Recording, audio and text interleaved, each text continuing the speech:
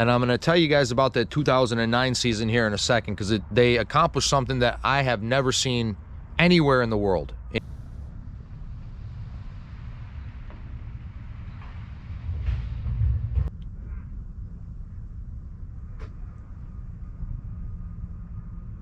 Coming up here on the Central Michigan University soccer complex, as you guys can see the clubhouse right there.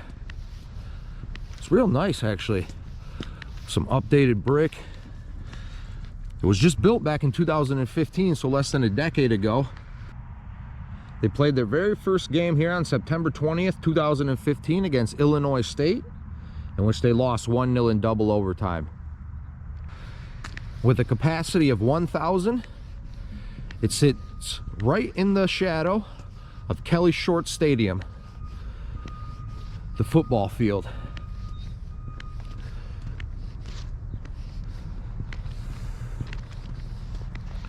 You guys can see the green turf right off in the background there. This field is home to not only the soccer team, but also the lacrosse team.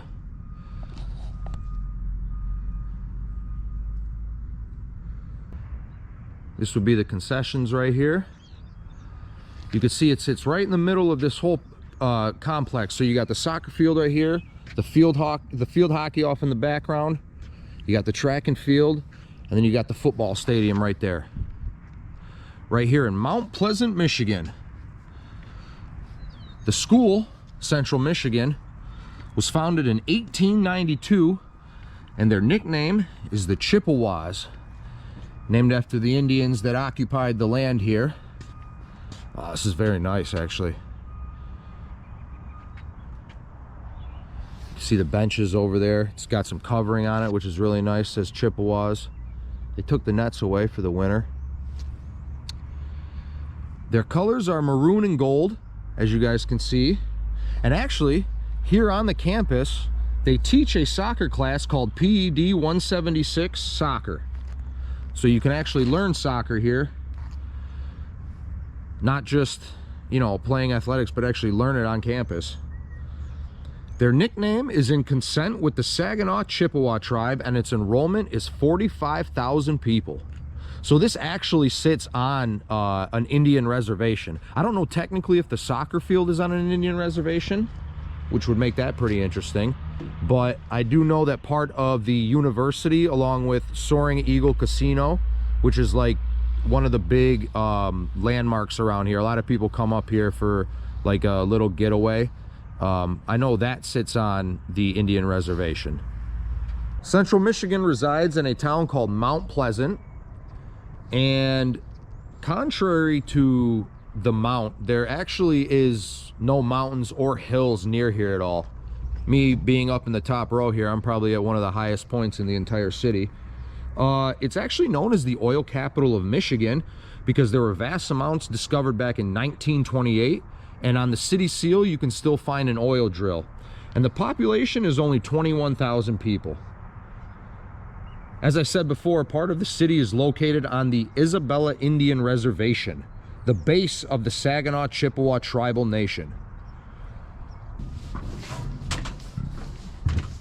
You guys can see the press box in here. It's pretty nice. Get a good view of the whole stadium. That brick behind the net is really nice right there. You can see the big C right in the middle for Central Michigan, or for Chippewas. They began play back in 1998. So we're talking a good 25 years ago. And they play in the MAC, the Mid-American Conference. It's a conference that is located, a lot of the teams are located here in Michigan and Ohio and Illinois. Two of their big rivals are Western Michigan and Eastern Michigan, if that gives you an idea of the proximity of the teams around here. Both of which I've actually visited. So if you want to check out their two rivals, Western and Eastern's field, you can check those videos out. Here's a good shot of everything I was telling you guys earlier. So there's the soccer field. You can really see it now. The field hockey, track and field. And then Kelly Short's off in the distance right there.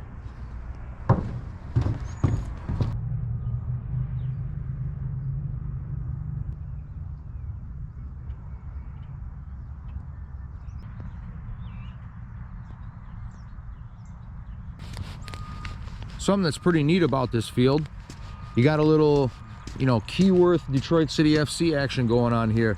So you got the railroad right here, and then you got the stadium right here. That's pretty neat.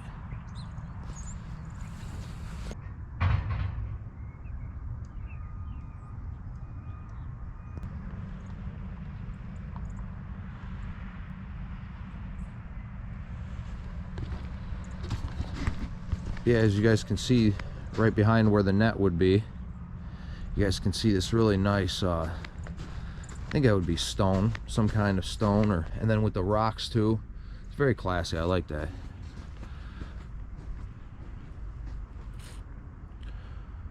Central Michigan Chippewas.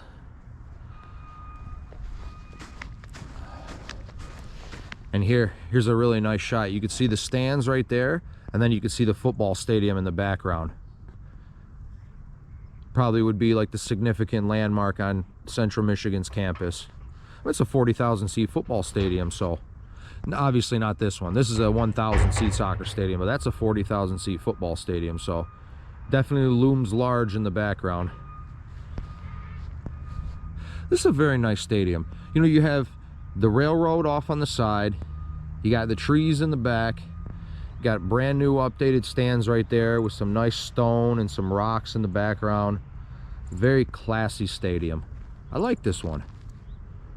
I think the only thing that they could do to update it is to just change the name, because all it says is CMU Soccer and Lacrosse Complex.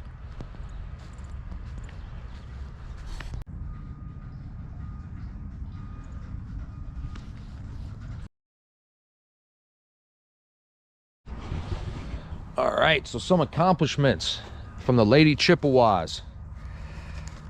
So they're two regulars. Sorry, it's a little cold out today, so my throat's a little dry, unfortunately. Their two regular season titles came back in 2009 and 2010, and I'm going to tell you guys about the 2009 season here in a second, because they accomplished something that I have never seen anywhere in the world, in men's, women's, or in men's soccer, in women's soccer. It doesn't matter. I've never seen anything like this. But they're two regular season titles in 2009 and 2010. And they also had two conference tourney titles in the same exact year. So they did the double in back-to-back years. Obviously, those would be their two best teams back in 2009 and 2010.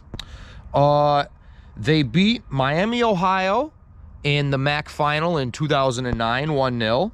And then they beat their arch rivals, Western Michigan, 3-1 in 2010. And they made the tournament, the NCAA tournament, 3 times. Both times in 2009 and 2010. In 2009 would be the only time that they actually won a tournament game, in which they beat Purdue 2-0. But then they would get smoked in the next round by Notre Dame, 6-1. The next year, when they qualified for the tournament, they would lose to Marquette 1-0. And not Marquette, Michigan, but Marquette in Wisconsin. And then in 2012, they would receive an at-large bid, and they would lose to their in-state rivals, the Michigan Wolverines, 2-1 in overtime. Those teams from 2008 to 2010 were led by Coach Tom Anagnost. Forgive me if I'm pronouncing his name wrong. It's A-N-A-G-N-O-S-T,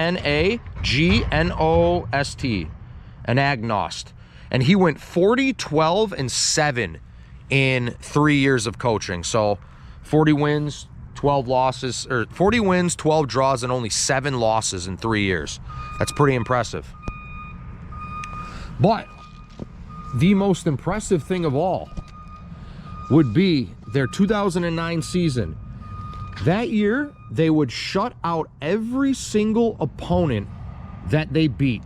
They went 17-4-3, so 17 wins with only 4 draws and only 3 losses, and all 17 of their wins came by shutouts.